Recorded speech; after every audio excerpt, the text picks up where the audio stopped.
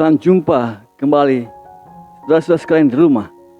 Saya, Pastor John datang dari Paroki Santo Simon Petrus Gembala, Sungguh Minasa. Tuhan Yesus itu ada, Dia baik, dengarkan kita dan pedulikan kita.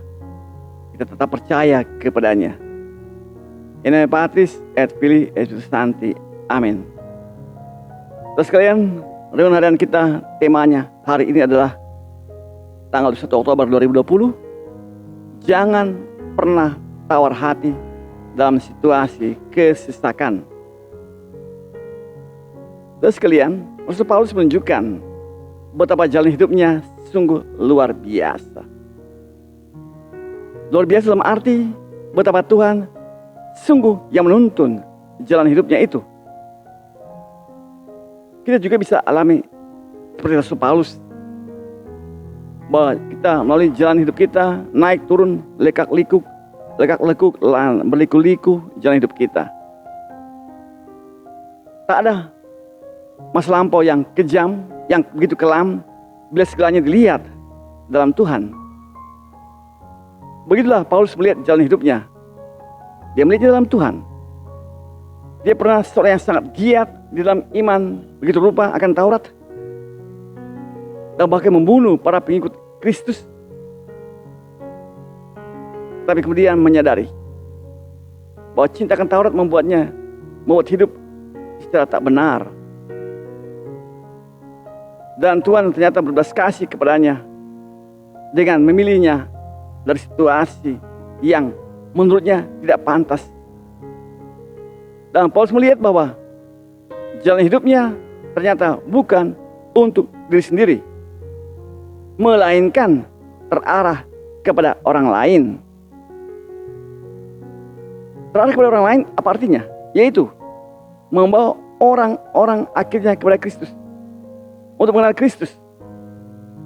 Itulah yang dilihat oleh Rasul Paulus. Seluruh hidupnya dia lihat. Memang hidup manusia dibawa oleh Yesus. Karena Yesus memiliki rencana untuk masing-masing orang, masing-masing dari kita. Itu yang dipilih oleh Rasul Paulus kepada kita semua. Dan rencana Tuhan Yesus adalah apa? Untuk menjadi pelayan Kristus sendiri. Pelayan Kristus berarti mewartakan sukacita kepada semua orang. Sukacita adalah kekuatan bagi manusia untuk mengatasi kemalangan hidup dan mengatasi kemurungan hidup. Kemurungan itu membuat seseorang menjadi pembawa kekacauan. Kekacauan bagi hidup sesamanya, oleh karena dia murung. Kekacauan hidup menunjukkan bahwa seseorang itu jauh dari Tuhan. Jika orang itu kacau hidupnya, dia pasti jauh dari Tuhan. Karena itu pewartaan sukacita menjadi tugas setiap orang yang sudah ditangkap oleh Kristus. Kristus menangkap kita karena Dia sudah kenal kita. Sejak sebelum kita ada, sebelum kita lahir, Tuhan Yesus sudah kenal kita. Dia mau bahwa kita ambil bagian dalam tugas perutusan yang sudah dimulai sejak zaman para nabi. Oleh karena itu, saudara sekalian, bila kita menyadari bahwa kita semua sudah ditangkap oleh Kristus, maka kita tak perlu kecil hati dalam kehidupan ini. Ketika mengalami hantaman dahsyatnya hidup, jangan kecil hati. Itu yang Rasul Paulus nasihatkan kepada umat di Efesus.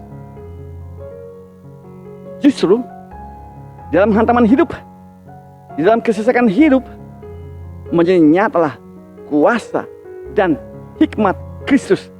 Rasul Paulus katakan, kuasa dan hikmat dari Kristus itu adalah hal yang tak terduga, yang memberikan kekuatan bagi setiap orang untuk berhadapan dengan siapapun, termasuk para penguasa. Dikatakan bahkan penguasa di surga. Rasul Paulus katakan, ya,